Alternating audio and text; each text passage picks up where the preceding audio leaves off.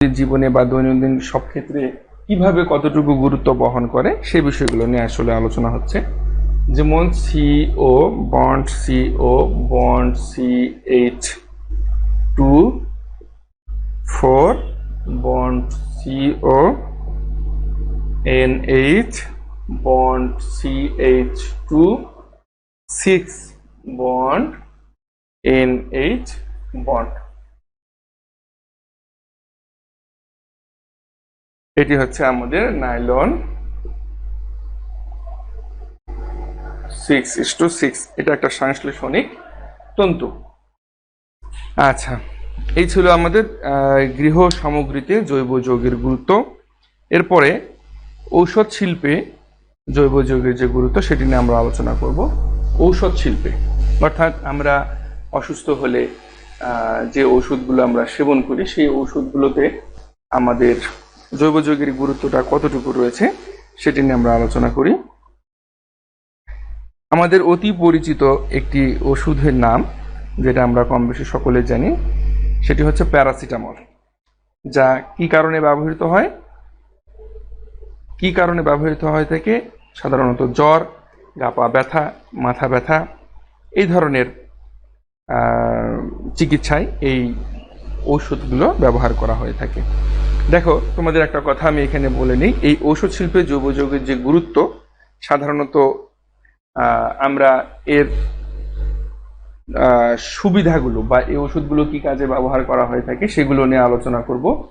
কিন্তু তোমরা কেউ কখনোই ডাক্তারের পরামর্শ ছাড়া এই ওষুধগুলো নিজে নিজে গ্রহণ করবে না। এটা তোমাদের জন্য আমার একটা পরামর্শ থাকবে। কেউ কখনোই নিজে নিজে এই ওষুধগুলো ডাক্তারের পরামর্শ ছাড়া গ্রহণ করবে না।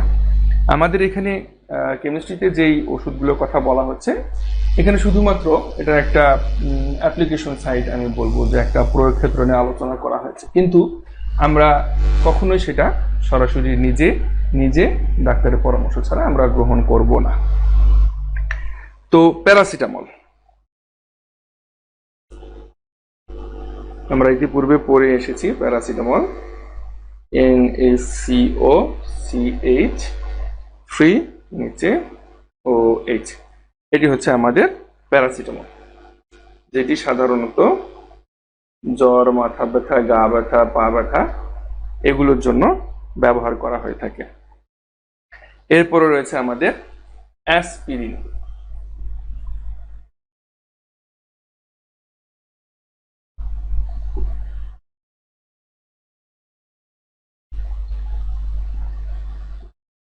এটি হচ্ছে আমাদের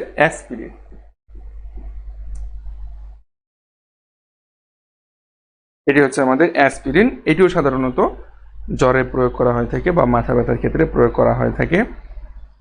এরপরে আসি আমরা অ্যাম্পেটামিন।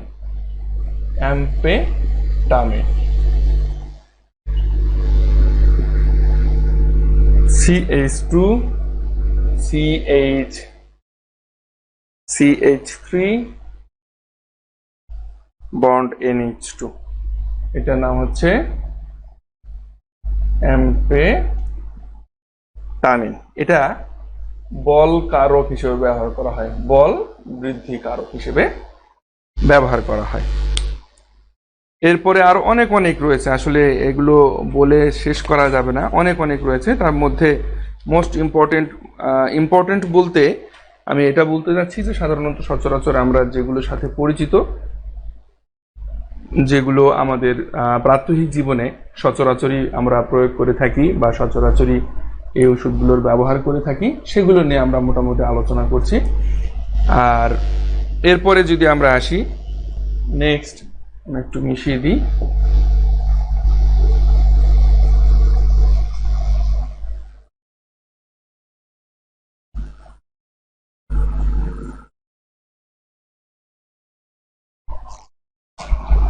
এরপরে আসি আমরা প্যারালডিহাইড।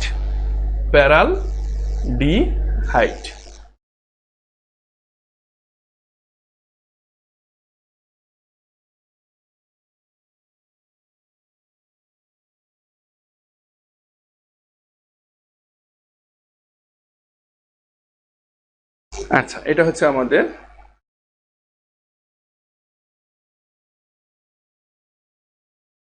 প্যারালডিহাইড, এটা মূলত ঘুমের ওষুধ। ঘুমের ওষুধ। তারপরে আমরা আরো একটি অত্যন্ত গুরুত্বপূর্ণ জিনিস, এটা যেটি নিয়ে আলোচনা করব সেটি হচ্ছে ডেটল। এই সেই ডেটল, যে ডেটল আমরা স্বাভাবিকভাবেই আমাদের প্রাত্যহিক জীবনে ব্যবহার করে থাকি।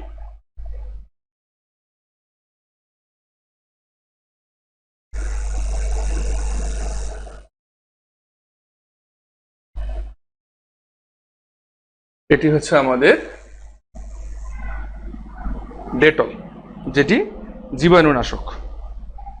এরপরে আমরা আরেকটি জীবাণুনাশক নিয়ে আলোচনা করি, যার নাম হচ্ছে থাইমল। যার নাম হচ্ছে থাইমল, CH3OH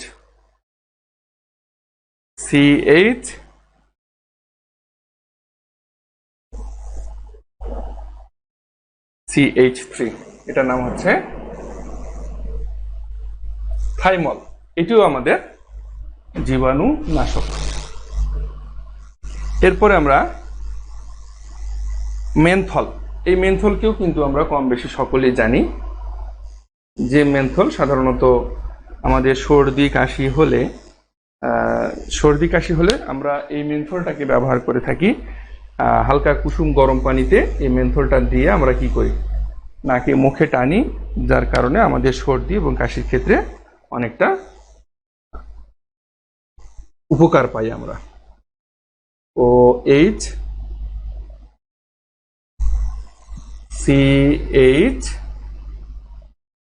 CH3 আচ্ছা, এটি হচ্ছে আমাদের মেন্থল।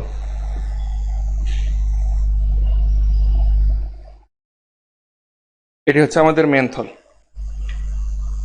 এরপরে লাস্ট ওয়ান, সেটি নিয়ে আমরা আলোচনা করব, যার নাম হচ্ছে সালফানিলামাইড। Sulphanilamide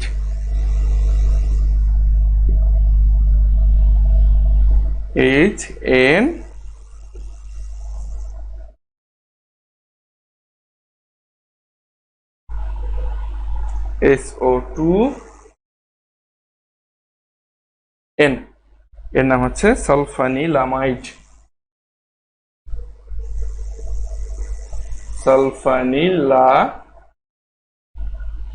sulphanilamide. আচ্ছা, এটিও আমাদের জীবাণুনাশক হিসেবে ব্যবহার করা হয়। তো দেখো, এরকম অনেক অনেক এক্সাম্পল আসলে রয়েছে। তো আমরা মোটামুটি একটা আলোচনা করলাম যে এই যে জৈব যৌগগুলো রয়েছে, এই জৈব যৌগগুলোর যে সাধারণ যে প্রয়োগ ক্ষেত্র, এই প্রয়োগ ক্ষেত্রগুলো সাধারণত ভোগ্যপণ্য বা গৃহ সামগ্রী বা ঔষধ ক্ষেত্রে, এরকম অনেক অনেক জায়গাতে আমাদের জৈব যৌগগুলোর গুরুত্ব রয়েছে। সাধারণত এই জৈব যৌগগুলো আমাদের প্রাত্যহিক জীবনেই সব ক্ষেত্রেই আমরা ব্যবহার করে থাকি। আচ্ছা, এরপরে আরো কিছু বিষয় রয়েছে, আমরা একটু আলোচনা করি। সেটি হচ্ছে যে অ্যান্টিপাইরেটিক, দেহের তাপমাত্রা বা জ্বর কমানোর জন্য যে ওষুধ ব্যবহার করা হয় তাদেরকে অ্যান্টিপাইরেটিক বলা হয়, যেটা আমরা একটু আগে আলোচনা করলাম, যে প্যারাসিটামল, অ্যাসপিরিন, ফেনাসিটিন, অ্যানালজিন, এই ধরনের যে ওষুধগুলো, এগুলো আমাদের তাপমাত্রা, দেহের তাপমাত্রা বা জ্বর কমানোর জন্য ব্যবহার করা হয়ে থাকে। অ্যানালজেসিক, যে সকল রাসায়নিক পদার্থ কি করে, সাময়িকভাবে দেহের ব্যথা হ্রাস করে, তাদেরকে বলা হয় অ্যানালজেসিক। হ্যাঁ, যে সকল রাসায়নিক পদার্থ সাময়িকভাবে দেহের ব্যথা হ্রাস করে, ব্যথা, এগুলোকে বলা হয় অ্যানালজেসিক। অ্যানালজেসিক দুই প্রকারের হয়ে থাকে, একটা হচ্ছে নারকোটিক্স, আর একটা হচ্ছে 2 নম্বরটা নন নারকোটিক্স।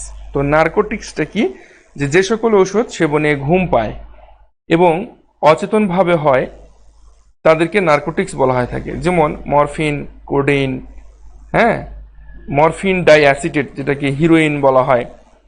আচ্ছা, এরপরে নন নারকোটিক্স, যেগুলো, যে সকল অ্যানালজেসিকগুলো সেবনে ঘুম বা অবচেতন প্রভাব হয় না, তাদেরকে বলা হয় নন নারকোটিক্স, যেমন অ্যাসপিরিন, প্যারাসিটামল, আইবুপ্রোফেন, এই ধরনের যে ব্যথানাশকগুলো রয়েছে, এই ব্যথানাশকগুলোকে বলা হয় নন নার্কোটিক্স। এরপরে আমরা অ্যান্টিসেপটিক নিয়ে আলোচনা করি। এই অ্যান্টিসেপটিকগুলো হচ্ছে সে সকল রাসায়নিক পদার্থ যেগুলো ত্বকের উপরিভাগের সংক্রামক জীবাণুসমূহকে বিনষ্ট করে বা তাদের বৃদ্ধিতে বাধা প্রদান করে এবং পচন নিবারণ করে, অর্থাৎ পচন রোধ করে, তাদেরকে আমাদের বলা হয় অ্যান্টিসেপটিক। একটা বিষয় মনে রাখতে হবে, এই অ্যান্টিসেপটিকগুলো সাধারণত আমাদের ত্বকের উপরিভাগে সংক্রামক যে জীবাণুগুলো রয়েছে সেই জীবাণুগুলোর বিরুদ্ধে কাজ করে।